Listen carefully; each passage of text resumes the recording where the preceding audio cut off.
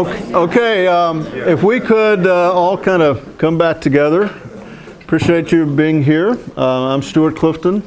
I am the registered lobbyist for Tennessee Conservation Voters, among other groups, and we'll be doing a little bit more about what that means later this afternoon in a separate session. But I'm your moderator today, which I was given a long set of, actually I was given nothing about what that means. But I think it means to keep Amanda from talking too much like a lawyer and this guy from talking too much like a minister, and Greg from, I don't know what I'm doing with him. But we came up with a great idea. We have an hour, so we have 3 speakers. We thought everybody would talk for 15 minutes and then have questions at the end. I think we should patent it somehow. It seems like the right thing to do. Thank you all for being here. The only comment I'd make at the beginning is one of the truths about advocacy and engagement in social justice and any issues for the greater good. One of the great things about it is there's any number of levels that you can attack it on. And to do it holistically, my own biases, you do it through lifestyle, you do it through time commitments, you do it through larger public policy commitments. And not everybody can do all of those at once, but the great thing about this gathering is it recognizes that it's not any one thing. Environmental responsibility is not simply how do you live your own life, but it certainly is that. It's not simply about impacting public policy decision makers, but it certainly is that. So this is one of the parts of today where we talk about larger issues. Not that they're the only important thing we do, but certainly there's a separate set of skills and information that we need. So think of your questions. If it's something that you want to ask as we go, that's a clarifying thing or something that you think you need to ask to clarify what you're hearing, then we can do that as you go. But we'll also have a time at the end of our session today. So with that, I'll ask Amanda to begin, and as your moderator, I'm going to ask you to introduce yourself. How about that? And give this to her because we are trying to capture this for other people. Right? Thanks, Dale. Thank you, How about Stuart. that for an introduction? That was perfect. And I am going to ask you, as I already did offline, to please elbow me when my 15 minutes are over, because as Stuart knows from working with me on legislative issues, I can talk, especially about issues that I'm passionate about, and this happens to be one of them. So I'm Amanda Garcia. I'm with the Southern Environmental Law Center. I'm an attorney, and I focus on energy policy in Tennessee and throughout the Southeast region. SCLC is a regional environmental nonprofit. We use the power of the law to grow clean energy and protect our communities' clean water and the special places we love. We have offices in 6 states. We work, in addition to Tennessee, we work in Virginia, North and South Carolina, Alabama, and Georgia.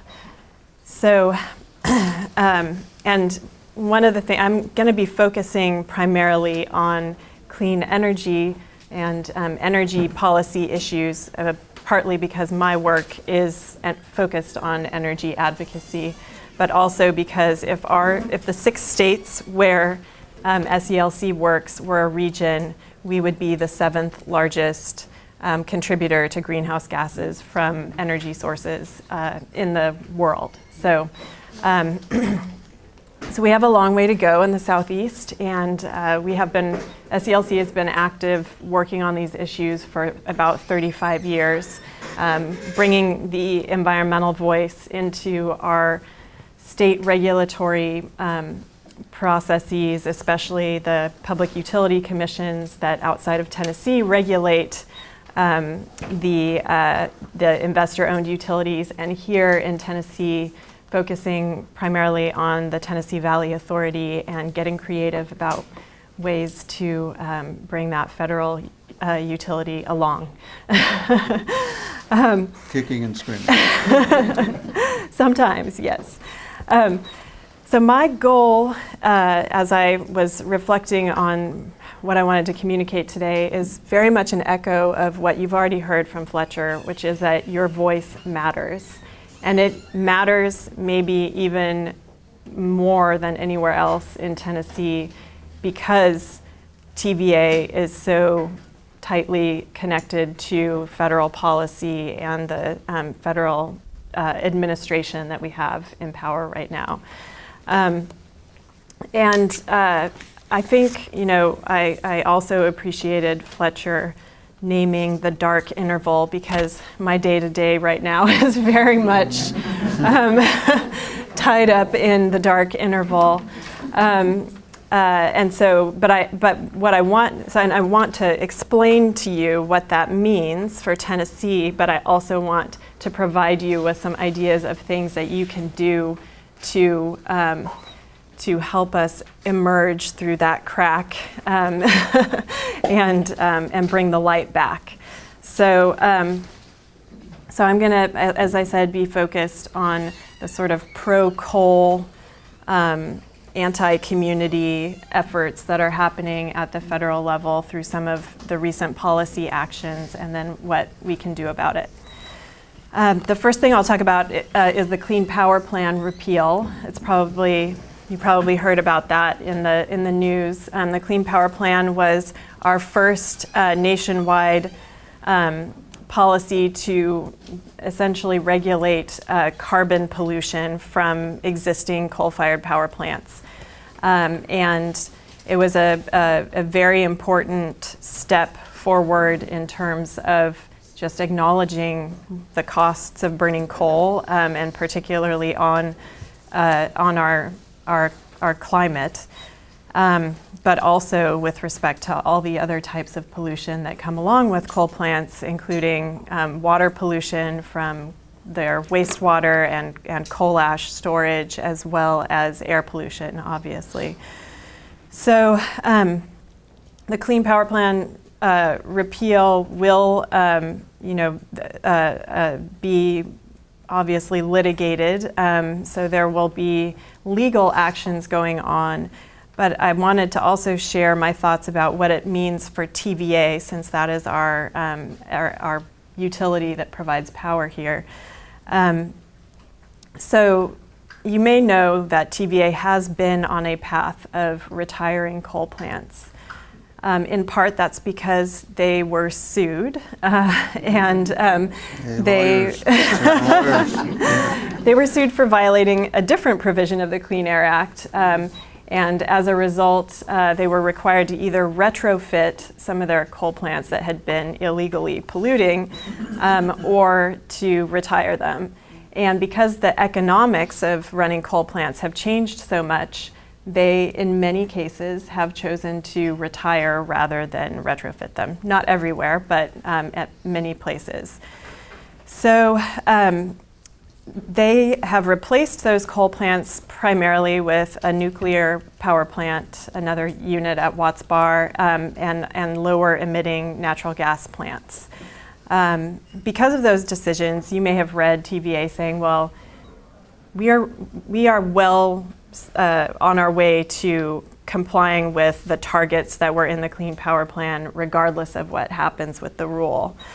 And that is accurate. However, there are additional power plants, coal-fired power plants in TVA's fleet, including 2 that are more than a half century old and should be going away for economic reasons primarily. But now we have these macro political forces, including Trump's recent announcement of his nominees for the TVA board, who include a former coal executive who has been opposed to retiring uneconomic coal plants in TVA territory previously.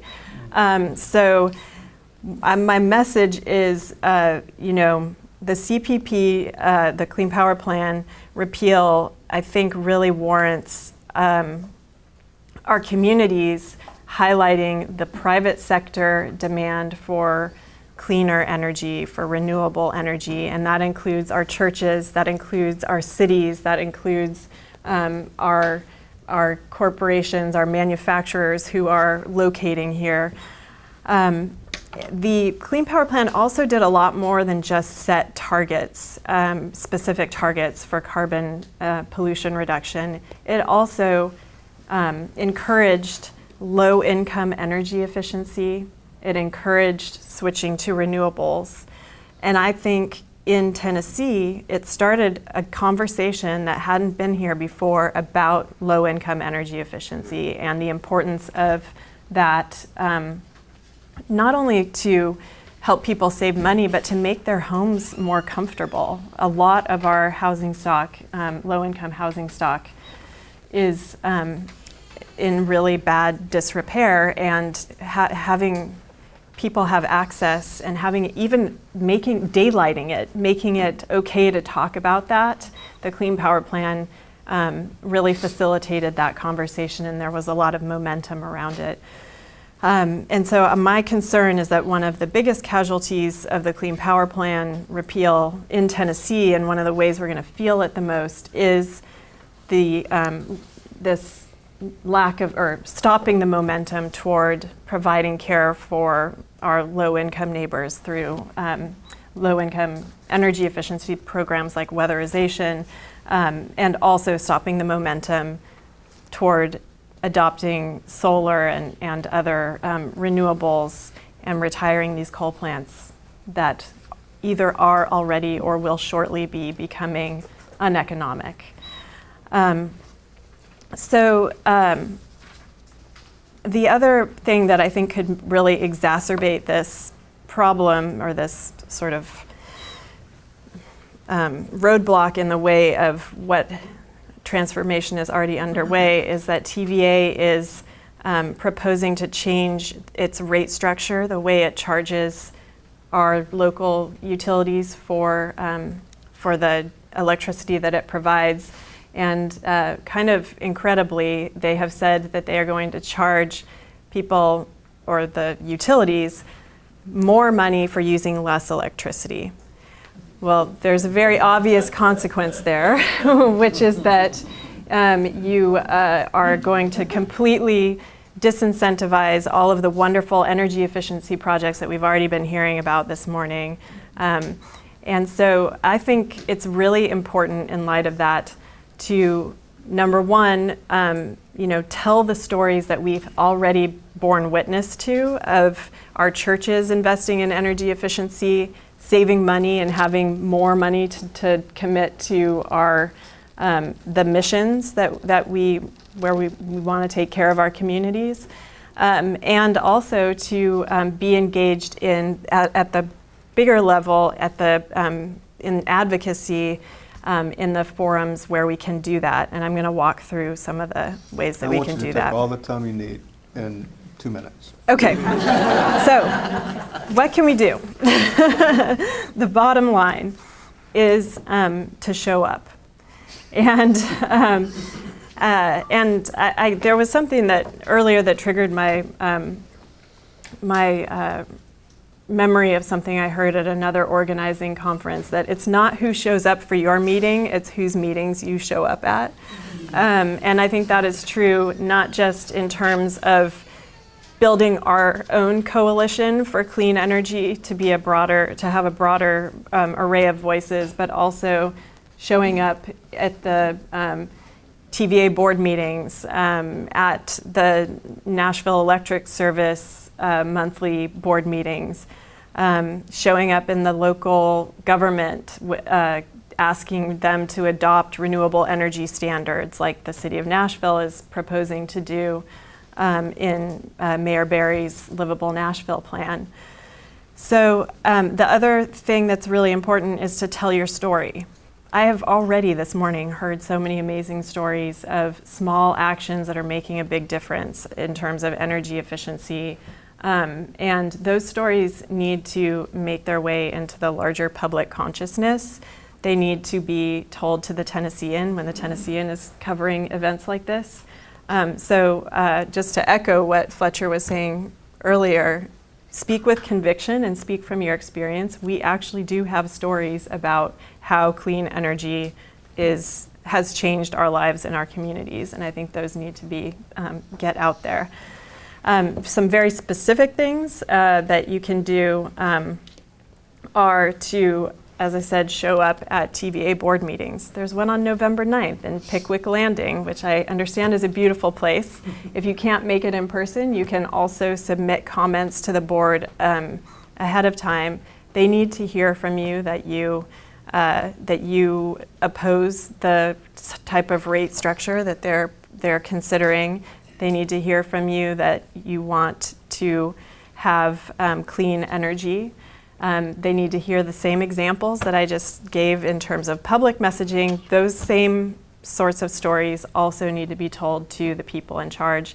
And I can give Paul Slentz and Dan Jurenko big props for showing up at TVA board meetings and giving really compelling testimony about low-income energy efficiency and just the moral choices that the agency is making and is making on behalf of our community.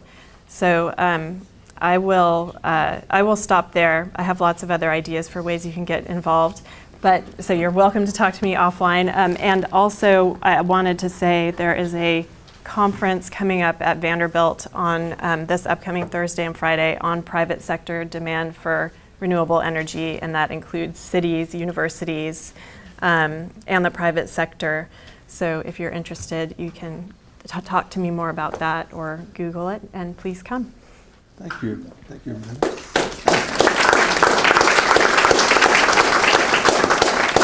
I think a couple of quick thoughts there. Pickwick Landing, for instance, is not right around the corner from us, but it's our state, and we're the most likely to show up if anyone's going to, and it has made a difference in the past. So it's not a crazy idea to devote some of your time and energy to planning to do something like that. The other thing is, well, I think we heard it from you, we heard it from most speakers, the environment is a justice issue, and your emphasis on low-income energy and the impacts on low-income people is a great way to reinforce that. It doesn't sometimes get pitched that way, but environmental advocacy is a social justice issue, a racial justice issue. And we need to start talking more like that too. Our next speaker is Greg, who has this long history. Greg Wathen is the coordinator with the Gulf Coast Coastal Plains and Ozarks Landscape Conservation / Tennessee Wildlife Resource Agency. I don't really know what that means. You don't know? But you might tell us. I've most recently worked with Greg on a pretty major effort that has not yet been successful, but we hope will be, to expand Tennessee's commitment to keeping our state forever green in terms of key waterways and key lands. And we've focused on legislative work, and that is an ongoing struggle. Greg, talk to us for a few minutes on anything you might know about. Okay, thank you, Stuart. Yeah, my name is Greg Wathen. I think I'm going to maybe stand up here. We have to, you got it right here? Yeah, got it. Okay. So hopefully we're good. I'm going to stand up. I work for the Tennessee Wildlife Resources Agency. I also go to St. Stephen's Catholic Church in Hermitage, Mount Juliet area there, and somehow got pulled into this TIPL group by Paul, and it was sort of this serendipitous thing that happened. It was sort of by accident, but I really enjoyed that. A couple of handouts are going around to the room here. Hopefully there's enough copies for most folks to see that, kind of give you an idea of what I'm going to talk about. The Gulf Coastal Plains and Ozarks Landscape Conservation Cooperative, that is a mouthful, but it's part of an initiative that was started by President Obama back in 2009 to help the federal government deal with climate change as it relates to landscape conservation and wildlife conservation. And I got involved in that in about 2011, and have been involved in that since then. Reverend Harper, right behind you there's a map, and if you would put that somewhere to where people can kind of see that, it might be, not now, we'll put it down for now, but I want to talk about it in just a second here. So I want to talk to you about the Tennessee State Wildlife Action Plan and climate change and impacts of climate change on fish fish and wildlife there. When I think about climate change and issues, we talk about environmental justice and the impacts on people, and we talk about poor people being most impacted by climate change in the parts of the world. Well, you think about fish and wildlife, the poor wildlife is the rare species that we have, and we have a lot of them in Tennessee, and they also are going to be impacted pretty dramatically by climate change.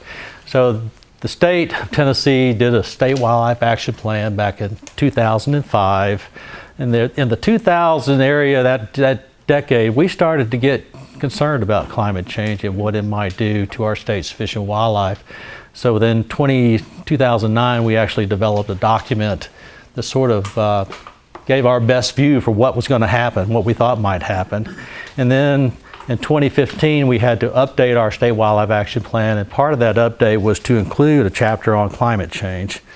So this is that chapter, and you can download it if you want to from the internet. It's about 100 pages long. What's the name of the document? Climate Change Vulnerability Assessment for Tennessee Wildlife and Habitats. It's part of the State Wildlife Action Plan. If you Google Tennessee State Wildlife Action Plan, you can find it there. So I've compressed all of that into 4 pages for you, and that's what I want to talk about.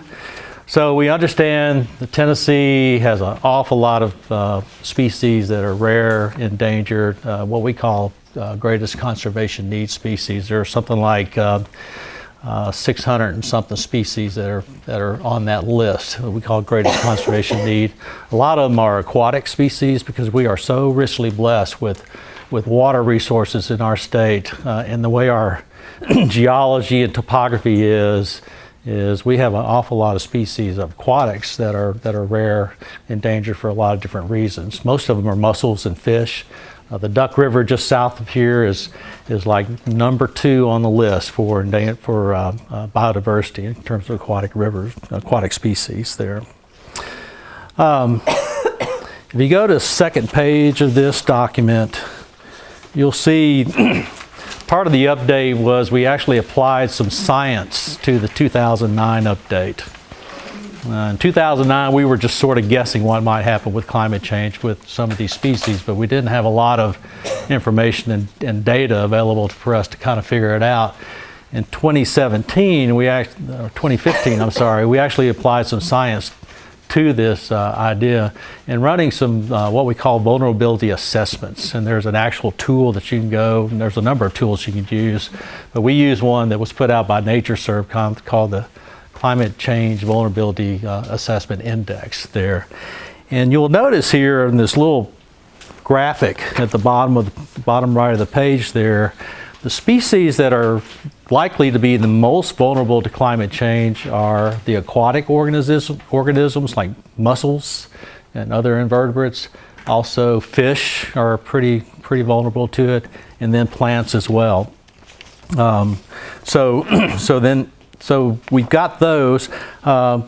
Birds and mammals, not so much. A lot of birds can move. They're able to move easily, and so they can adjust and adapt to where those changes are occurring on the landscape. So we don't anticipate that they're as vulnerable, with the caveat that a lot of our bird species are only here for a few months of the year. They're either in Canada breeding for waterfowl, or they're in Mexico and Central America in the wintertime when they're down there as part of their migratory behaviors there. So there's a number of bird species that are probably much more vulnerable to climate change that are not showing up on this graphic just because of their migration patterns and how climate might affect them there.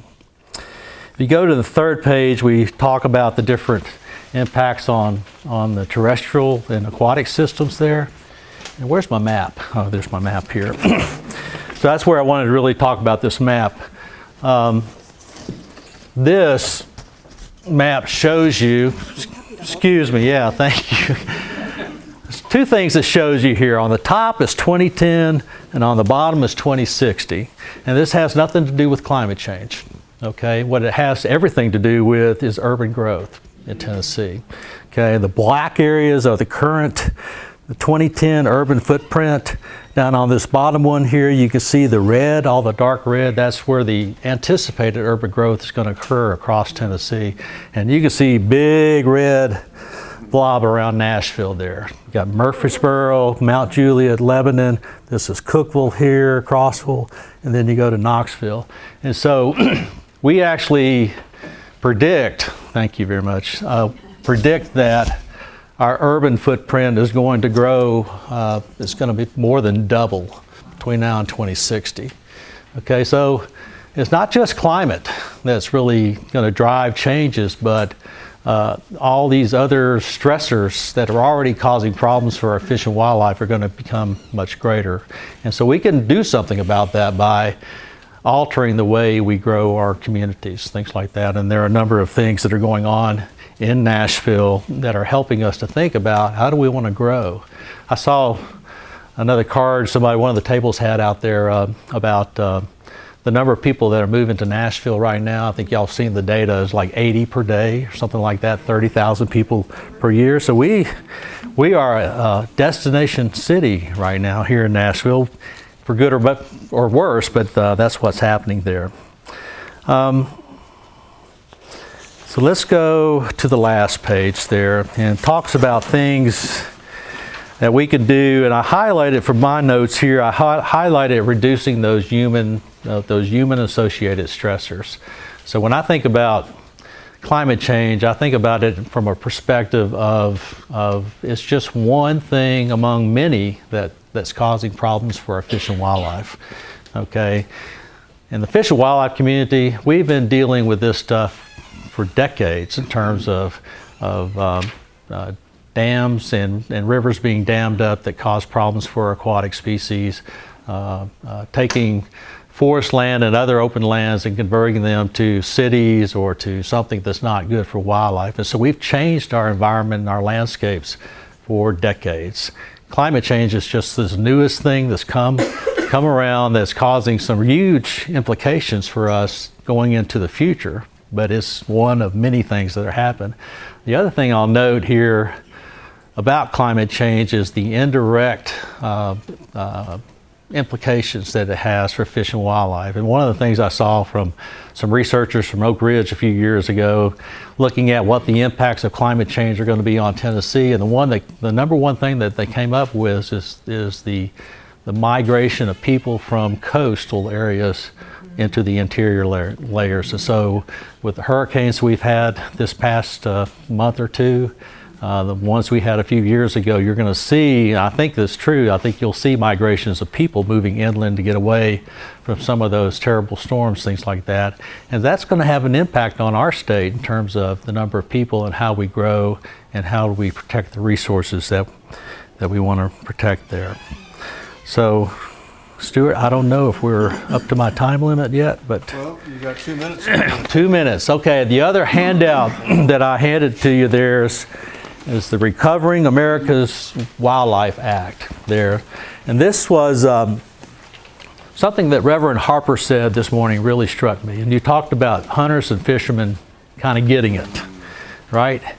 And I'm a hunter and I'm a fisherman. I have been for all my life practically, and since I was just a young kid. And one of the things about hunters and fishermen and other people that enjoy the outdoors, if you're a gardener or whatever, you understand, you see the changes. And if you've lived long enough, now I'm starting to get a little bit longer in the tooth there, you understand what changes you've seen over time and how those changes are manifested in the natural world there. This Recovering America's Wildlife Act is really the money that would come and help us to implement this plan, the State Wildlife Action Plan there. We've been trying for the last 20 years to get money, extra money coming into the state to help us to address the issues of fish and wildlife that we don't hunt or fish for. Most of the state TWRA's funds come from the sale of hunting and fishing licenses. We get almost no money to do anything with these species right here. So that's what that act is about. The only bad thing about the act, and full disclosure here, is that it takes money from oil lease revenues that the United States has already been collecting, and it's been collecting for years, and it dedicates part of those funds to this act right here. So there are some people that say, well, we don't want to do that because it's coming as oil money. So I understand there's some trade-offs in terms of whether or not that's a good thing or not, and I understand why people might be not necessarily supportive of it. But it's money that's already been coming into the United States General Fund for decades, and we think that that's a good use of those funds is to help us protect some of these species of fish and wildlife in the landscapes. So I'll quit there. Thank you, sir. Appreciate it.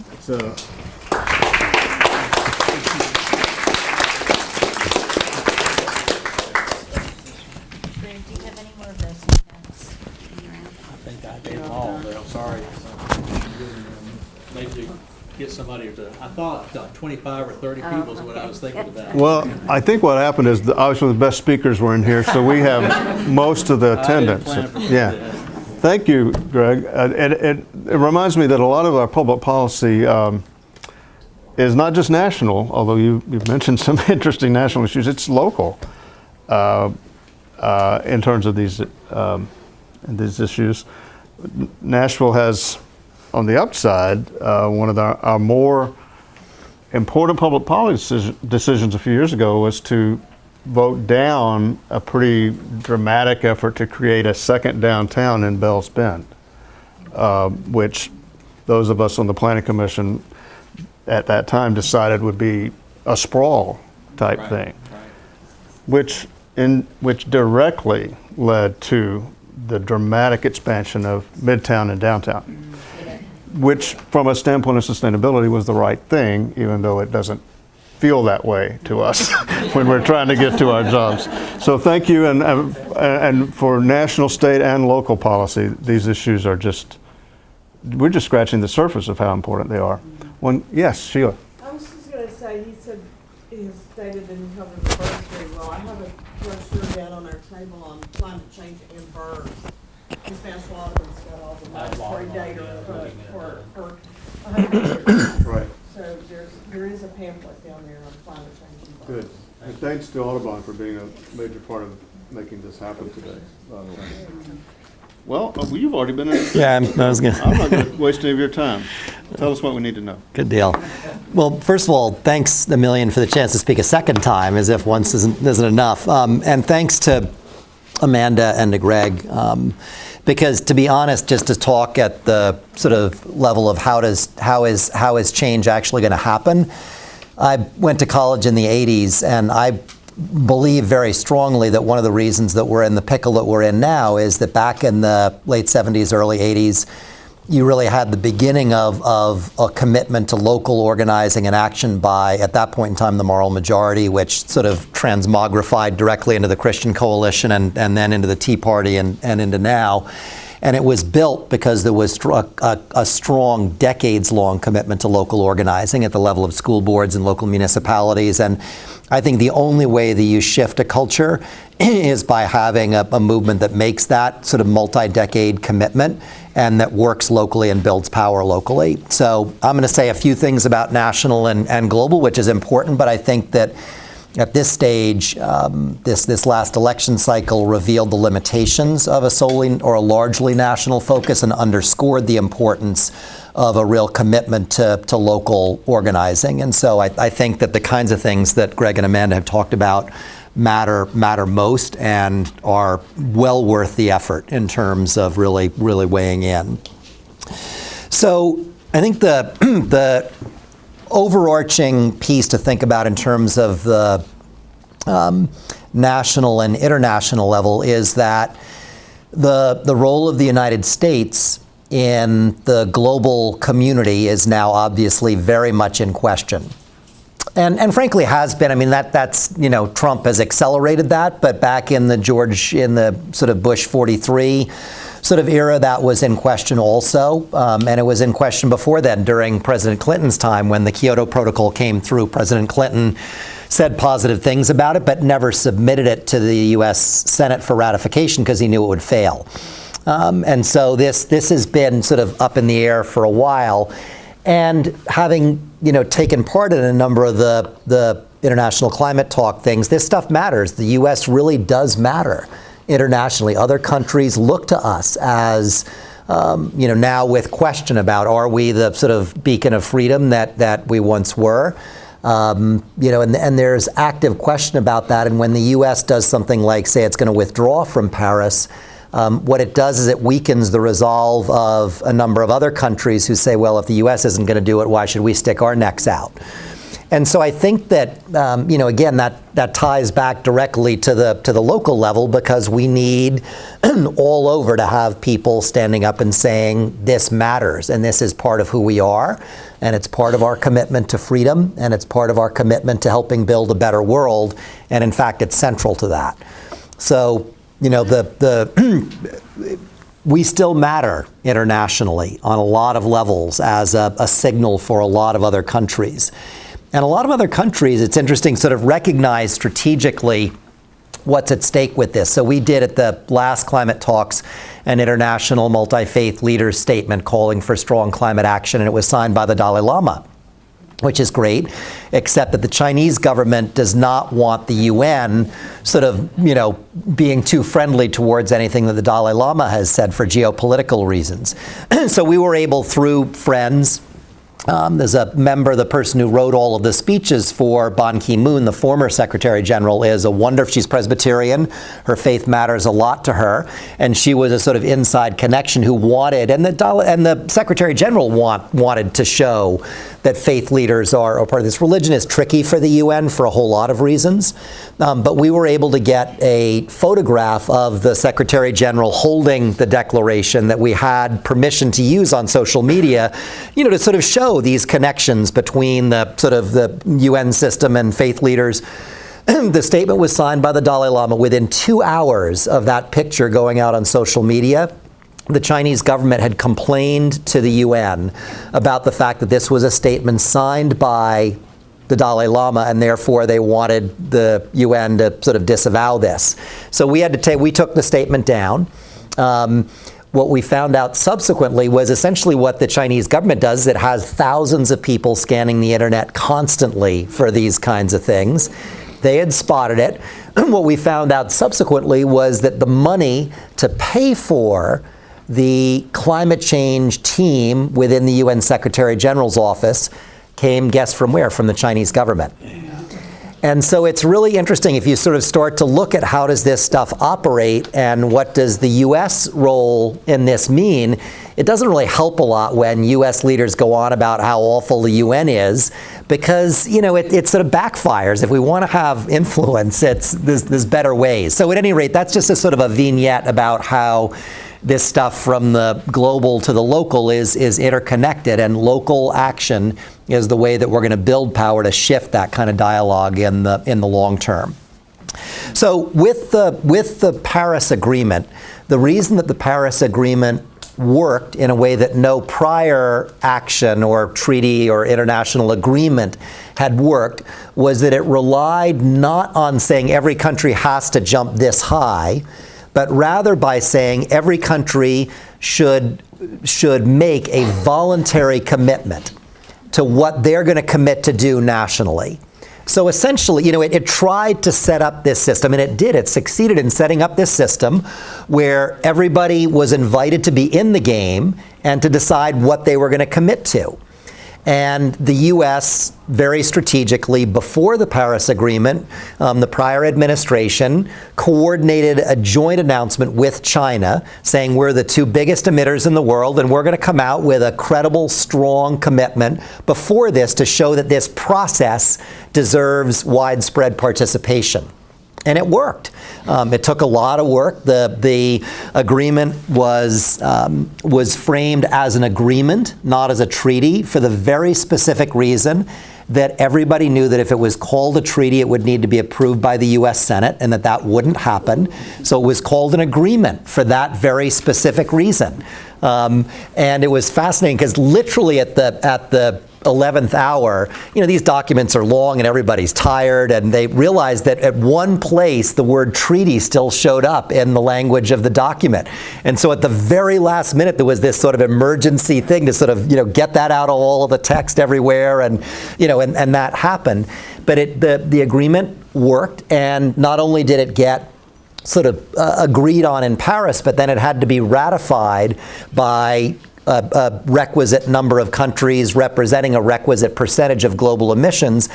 And that happened also in record time, which was really a wonderful positive step.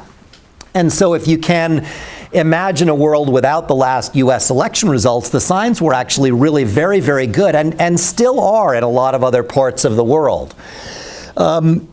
One of the significant pieces of that agreement was the fact that everybody knew it was a first step, that it wasn't enough on its own. We need to get emissions to a point where we limit temperature rise to 2 degrees, and strongly preferably to 1.5 degrees C, because there's plenty of research showing that if you go to 2, there's real problems, and that 1.5, while not great, we're at 1 degree now approximately, and we see what's happening. You don't want to go much past 1.5. And there was a clause in the agreement that said that essentially every 5 years, countries need to come back to the table and re-up and say, we're going to hopefully increase the ambition of our commitments. And there was a lot of debate about when that first sort of re-up period ought to happen. And the agreement, thankfully, said it's got to happen in 2018.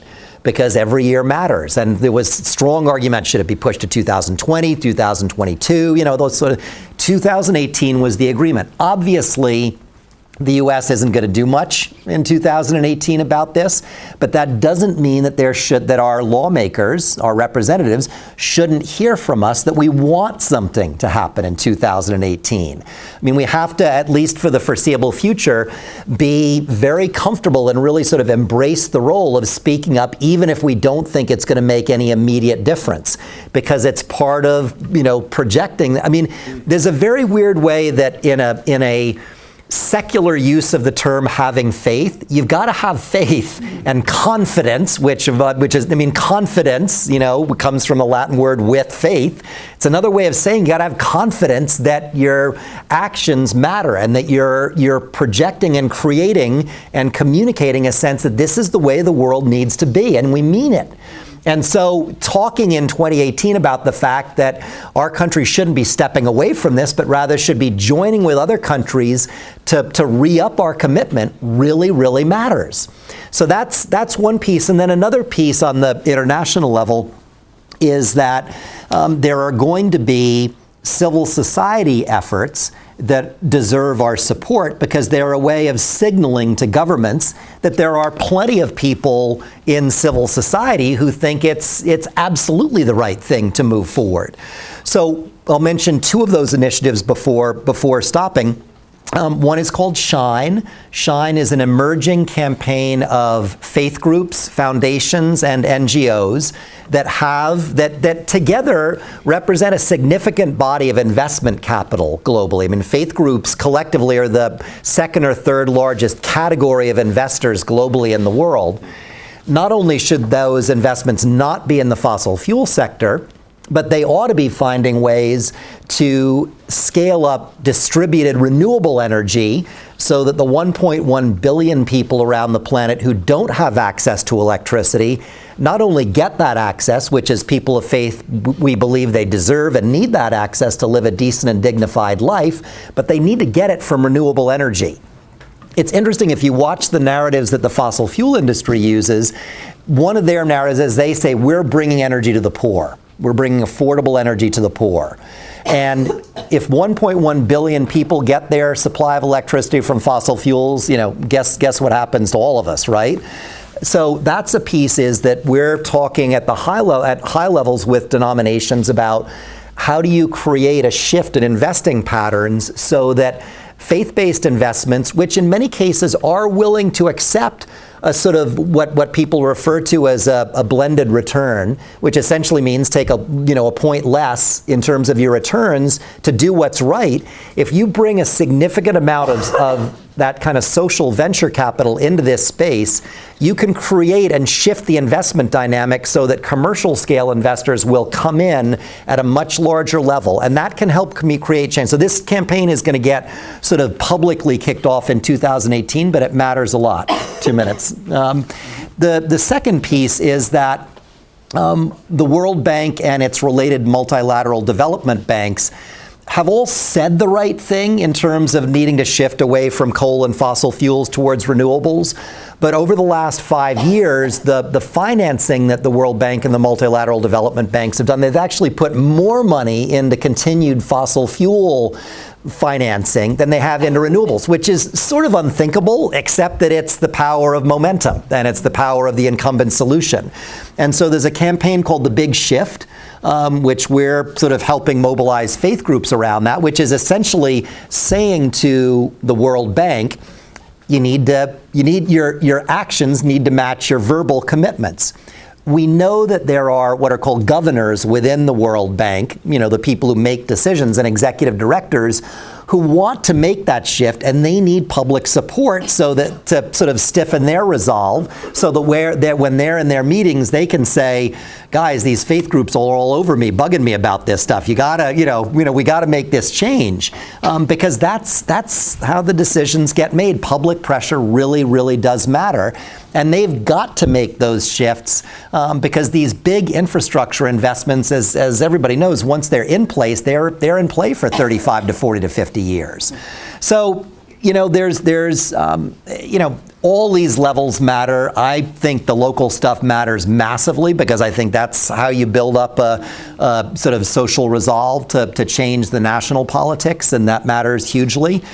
The last 30 seconds is that this past week I was at this conference on climate geoengineering, and the scary thing is that there is an increasing consensus in the scientific community that due to the relative lameness of the political sector, we're going to overshoot 1.5 and 2 degrees, and the only way that we're going to save things is either to have technologies which haven't been proven at scale that suck CO2 out of the atmosphere, or to pump reflective particles into the upper atmosphere to bounce sunlight out into space before it ever hits the Earth in the first place. And these, if you look at the models, they're right. We're not on a trajectory to sort of get where we need to go. I happen to think that this injecting the particles into space is lunatics. I mean, and the people who are studying it are extremely well-intentioned. They're deeply concerned about this stuff, and they're sort of reading the tea leaves and saying, so the only chance that we've got at not having that stuff come into play is really to have a regular part of all of our lives be going to TVA meetings and local meetings, because if we want this stuff, back to the moral majority, to the Christian Coalition, the Tea Party, that's what they did. They showed up. And, I think that we have to find ways together to make that the norm for our congregations, because those levers of power matter, and that's how change happens. So. Thank you.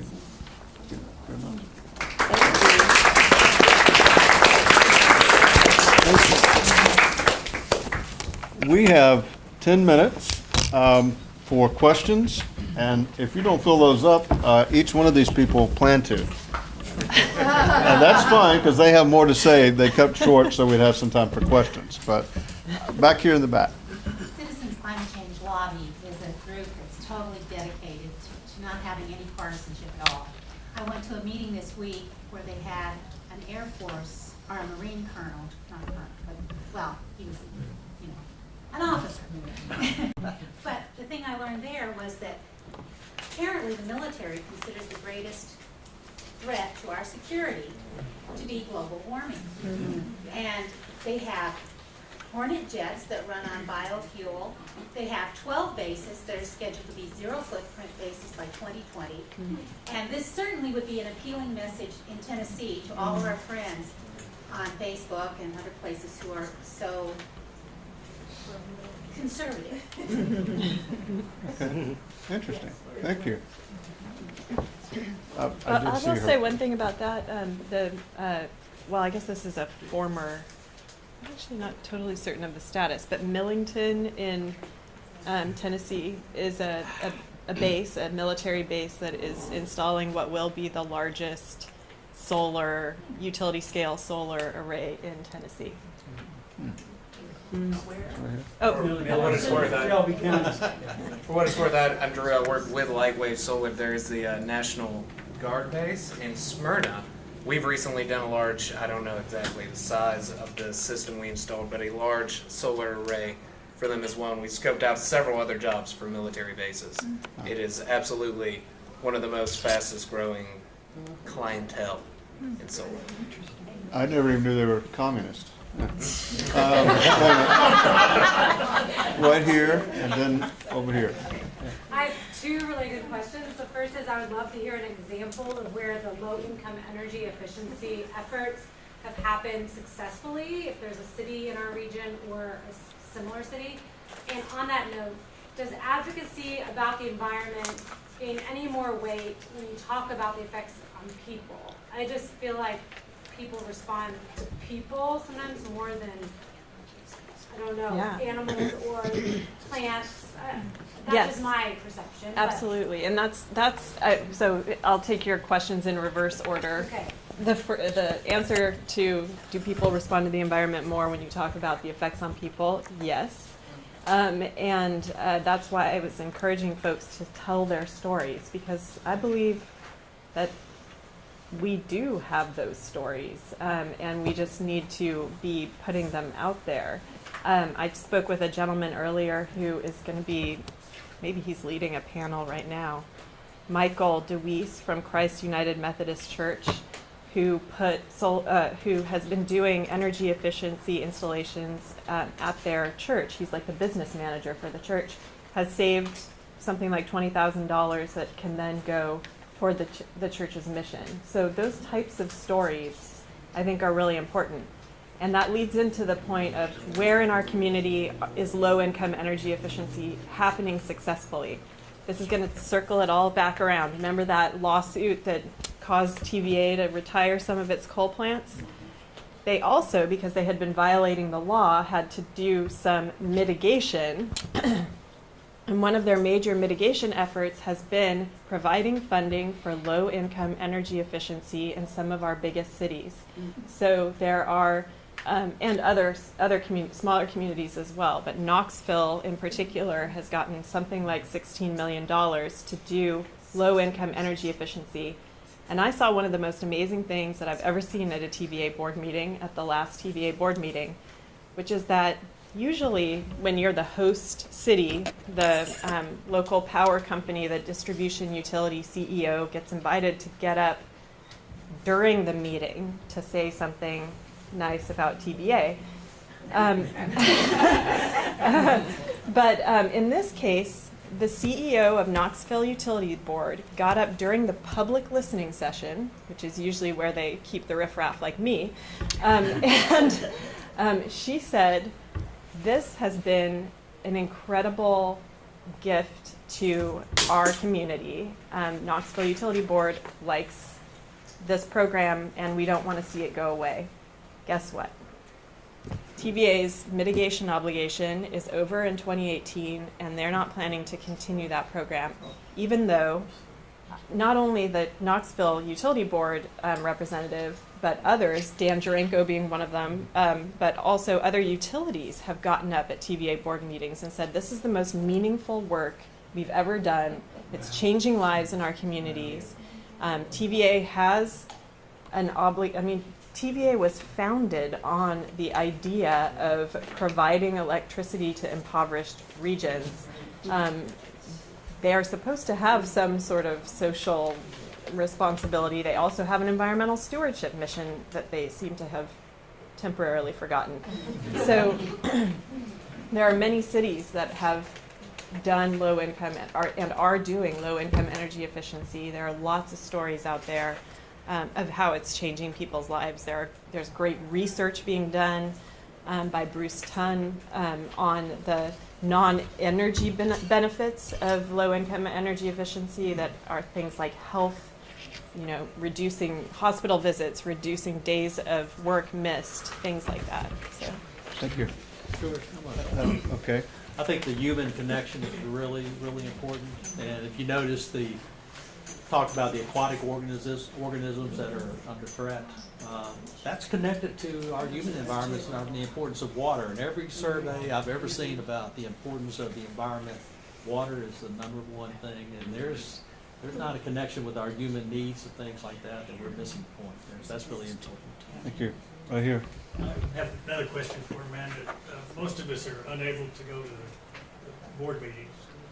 And how do you best influence TVA? It's got a vast board appointed with not much public responsibility. How do you? Yeah, not much accountability. You're right.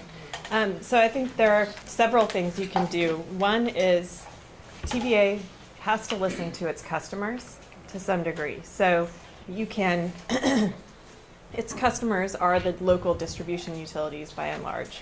So you can either get engaged directly with your local distribution utility, start asking for more energy efficiency and access to solar options. You can work with your city. If you are in a city that, where you can have some political influence to get them to set renewable energy targets or climate goals. Some places it's easier to get them to set renewable energy standards than climate goals. You can write comment. You can submit written comments to the TVA board before TVA board meetings. I think that's important. I think Fletcher's suggestion earlier about standing up and talking to our Senate delegation in particular is important also because they are the ones who are approving the nominees to the TVA board. Even if it's not going to make a difference in the short term, it may make a difference over the long term, and so it's important to just keep doing that. So I think there are local and federal, there are ways to get involved. I might add one thing which will maybe help Amanda not seem self-serving with it is I think litigation matters too. Yeah. And I think that, finding, being for faith groups to be willing to be co-plaintiffs in litigation. I mean, we've done a bunch of that work, and it helps in terms of the optics with which this litigation is perceived, and it's a great opportunity to bear witness for people within faith communities. It's not for everybody, and I understand that some faith groups aren't comfortable with that, but for those who are, it can be a real life-changing experience for people to be involved in that kind of way. So, and it really matters. And I will say Southern Environmental Law Center has represented faith groups and interfaith power and light organizations in some of our states in litigation and utility regulatory proceedings. And you all have, SELC is one of the best respected groups in the country in terms of this work. So, it's well worth the partnering. Are there ongoing lawsuits now? Oh, yes. So one thing, I'm not on top of this lately, but I think in terms of low income, this is probably a completely different program, but Habitat for Humanity has been very active in terms of energy efficiency and very successful with that. And I guess when we talk about human impacts, that happens on so many different levels, but one thing that's been a concern for me is the condition of our forests in Tennessee. My gosh, we have this wonderful deciduous environment. And I'm really curious, at what point, what's the tipping point for that? Because if you look south of us, you don't see it. That's a really good question, and we've looked at some models on forest composition changes. I think the biggest change is going to be in the eastern part of the state, where you've got those high elevation forests like spruce fir, things like that are going to change. We also anticipate pines coming up from the south and kind of replacing some of the deciduous forests. Okay, we have time for basically nothing else. but back here. I have one comment. I'll be remiss not to mention trees. So trees do mitigate and are the answer something everyone in this room can do, and fall is the best time to plant trees. And there is the forest, but there is urban forestry. I've been working in urban forestry for almost 20 years, and it's very dynamic. And it's a way that each church can plant trees, and they can have leftover creation care, and have seedlings, and let the members bring seedlings back to their land. And Tell everybody who you are so they can call you later for more information. I'm Jennifer Smith. I'm the city manager. Great. Well, apparently, if anyone had planned to eat lunch, we're now going to be last in line. Anybody see that? Thank you so much. Thank you.